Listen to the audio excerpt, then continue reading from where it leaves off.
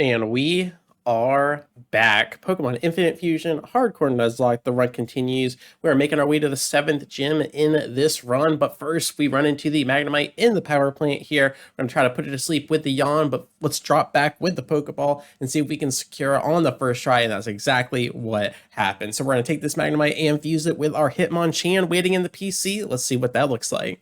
Well, it ends up turning into the Magnet-chan there, but what about when we level it up into the Magneton version? And much like the Diglett, when it goes into the Dugtrio here, we get the triple threat special, and that looks absolutely disgusting with that blue and red color scheme. I love this.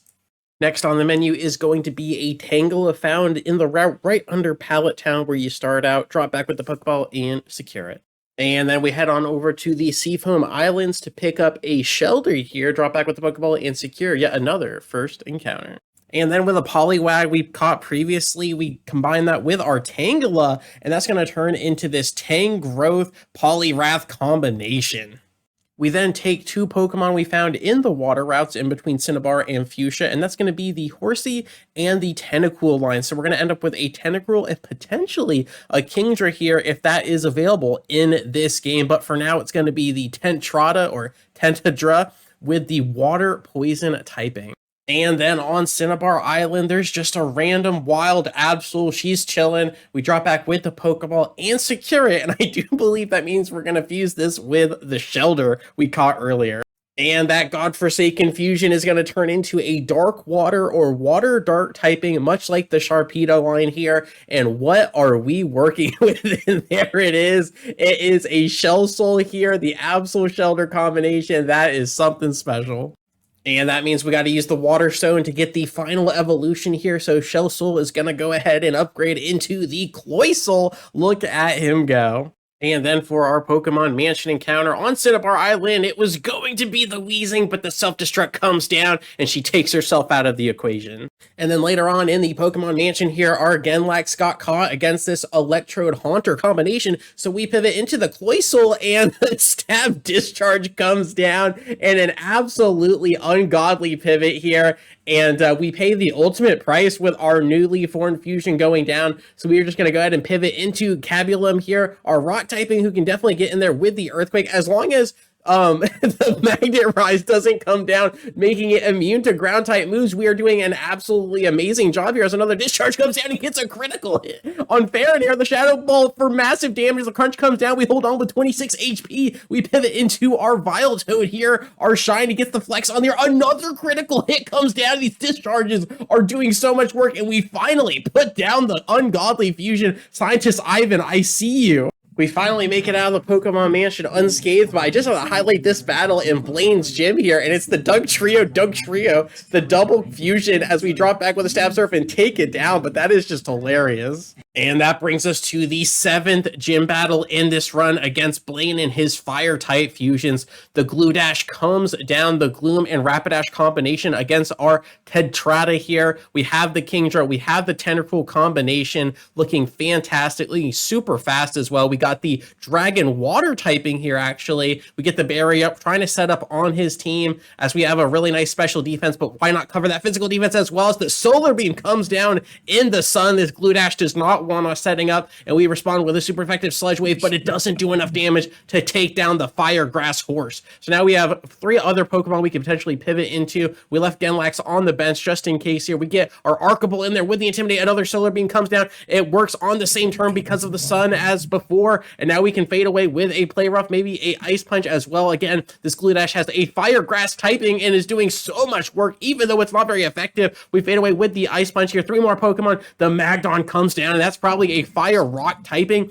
Given the Rhydon and the Magmar fusion here, we have a couple options. We could go into Vileplume, who's got the Water Grass typing, could do pretty well for itself as it is very defensive in nature. That's exactly what we're going to do. We're going to swap into a Drill Run here, and of course, it's a critical hit. We're going to tank that up close and personal. We drop back with the Stab Giga Drain. It does good damage. It is neutral. Another Drill Run comes down, does not very effective damage. No problem there, and as long as it's not a crit, the Surf comes in, but the Berry, trying to keep it alive, does no such thing as the Chardactyl comes down. The Charizard Aerodactyl looks very cartoony, but we don't want to underestimate it as that is Blaine's ace here. We could just go for the Surf. It probably has a flying type move though. It could also be Flying Rock, but I'm pretty sure any Charizard fusion always keeps the fire typing. So given that it's either Fire Rock or Fire Flying, and I'm just going to say Fire Flying as we pivot into the Archibald, getting a nice Intimidate down, blocking the crunch damage there, as well as the Fairy typing resisting as well. Toad comes back in with the Intimidate to keep it a little bit safer. She's going to drop back after eating another crunch with a nice Surf here, and it brings Charkadle to about 30% HP. Chardactyl doing absolute work, but we still have a full health Ferronair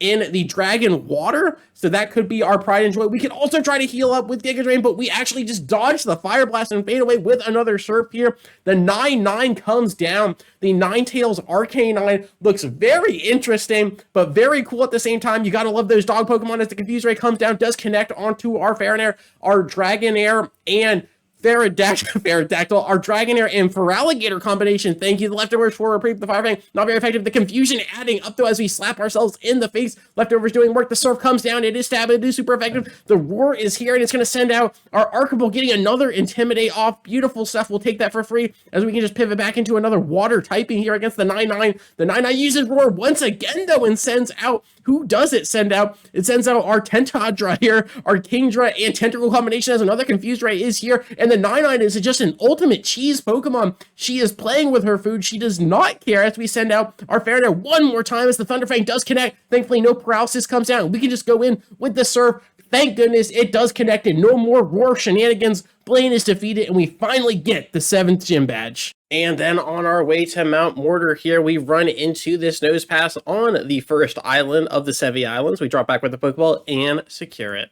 It's at this point in the run where Team Rocket Giovanni is up to his shenanigans, as he does. He's up to no good, and he takes Moltres, Zapdos, and Articuno and DNA splices them together into a triple-headed monster. And not only that, they get to fight at the same exact time. So there's no way we're making it out of here without massive casualties. And on top of that, I was pretty confident that we were going to wipe. So I went to the drawing board, I brought in all of our teammates, and we had a little team huddle here, and we all decided that the best course of action was to explode Genlax, was to give up my pride and my joy as Genlax falls with a stab explosion, taking down 2, almost 3 of the legendary birds, but paving the way for the rest of the squad to get out of here unscathed. And now with only 1 bird remaining, we're just going to pivot into Archibald, getting an Intimidate down, and it's actually going to be the Articuno, so it doesn't really matter here, as a Thunder Punch or Fire Punch would have been better there, but I was so